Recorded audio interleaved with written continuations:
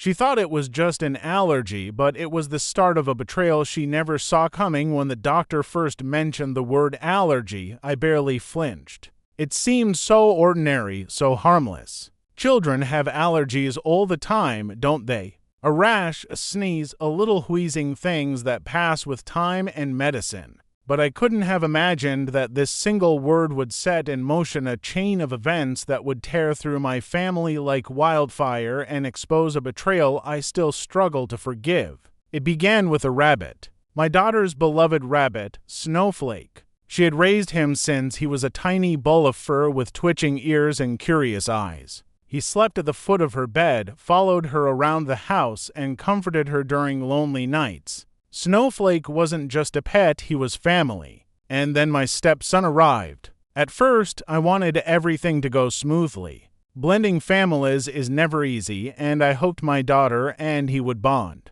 But almost instantly, he began coughing whenever Snowflake was near. Red eyes, sneezing fits, dramatic gasps for air. The doctors confirmed severe rabbit allergy. The solution seemed simple to everyone else. The rabbit has to go, my husband declared firmly, as if that decision didn't slice through my daughter's heart like glass. She cried, begged, pleaded, but in the end, I was the one who had to say the words no mother ever wants to say, "Sweetheart, we need to take Snowflake outside. For your stepbrother's health." She looked at me then not with anger, but with something worse, betrayal. The kind that silently carves itself into a child's memory and never fades. But here is the part I didn't expect. Weeks later, when Snowflake was living in a small outdoor hutch, my daughter came running to me, trembling, her eyes wide with something between fear and rage. "Mom," she whispered. "He lied." "What do you mean?"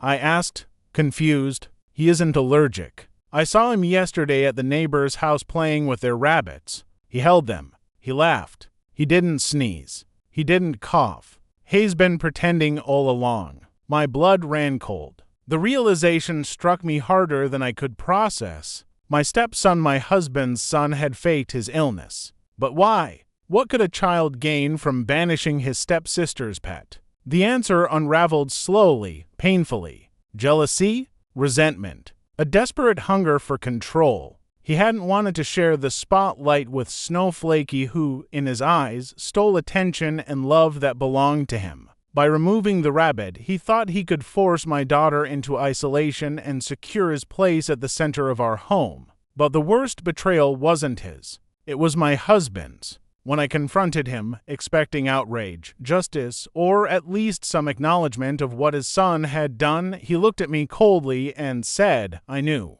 He had known all along. He had chosen his son's lie over my daughter's truth. He had stood by silently while her heart was shattered, while I forced her to give up the only creature who made her feel safe. That was the night something inside me broke. Not because of the rabbit, the losing Snowflake was devastating, but because I finally understood betrayal doesn't always come from enemies. Sometimes it comes from the people you trust most, the ones who share your home, your bed, your future. And sometimes the sharpest knife is disguised as a father's quiet nod. The rabbit was only the beginning. After that night, nothing felt the same. My daughter barely spoke to me, except in sharp fragments. She avoided her stepbrother entirely, and when she looked at him, it was with eyes too old for her age, eyes that no child should have to carry. She stopped laughing. She stopped drawing.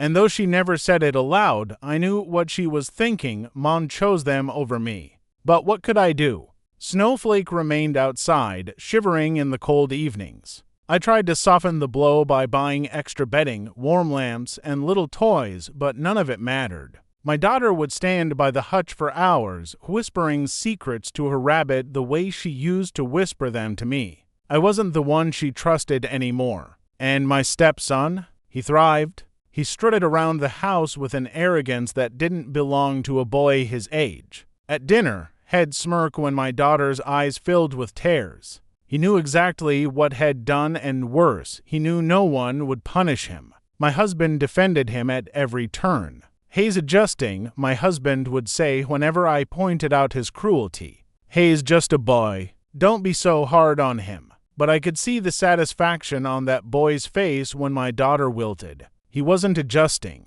He was enjoying every second of his little victory. It should have ended there, but betrayal has a way of multiplying. One evening, I came home early from work. As I unlocked the door, I heard laughter drifting from the living room, my husband's deep chuckle, my stepson's voice bubbling with delight. I stepped inside quietly, curious. What I saw froze me in place. They weren't just laughing. They were watching a video of my daughter, a private one, footage from her phone. She'd been recording herself crying next to Snowflake's cage, whispering about how much she hated her stepbrother, how she wished everything could go back to the way it was before he came. It was a moment of pure, vulnerable pain, and somehow he had stolen it. My stepson had hacked her phone, and my husband, her own stepfather, sat beside him, laughing at her misery. I didn't confront them right away. I waited, heart pounding, until the boy went upstairs. Then I turned to my husband, my voice shaking.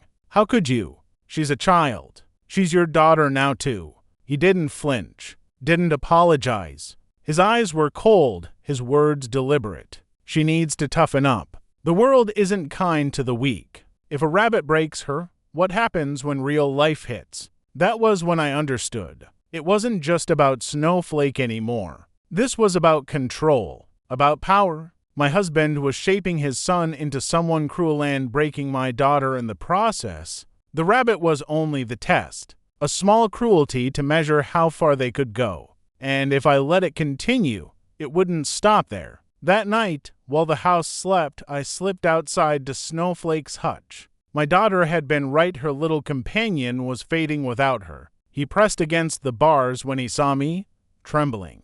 I held him close, feeling his fragile heartbeat against mine, and a thought entered my mind that scared me more than anything else. If they could do this to her pet, to her heart, what would they do to her next? I don't know when exactly fear turned into resolve, but as I stood in the dark, clutching that small creature, I made myself a promise. This wouldn't end with my daughter broken. It would end with the truth revealed, no matter the cost. Because betrayal can only stay hidden as long as silence protects it, and I was done being silent.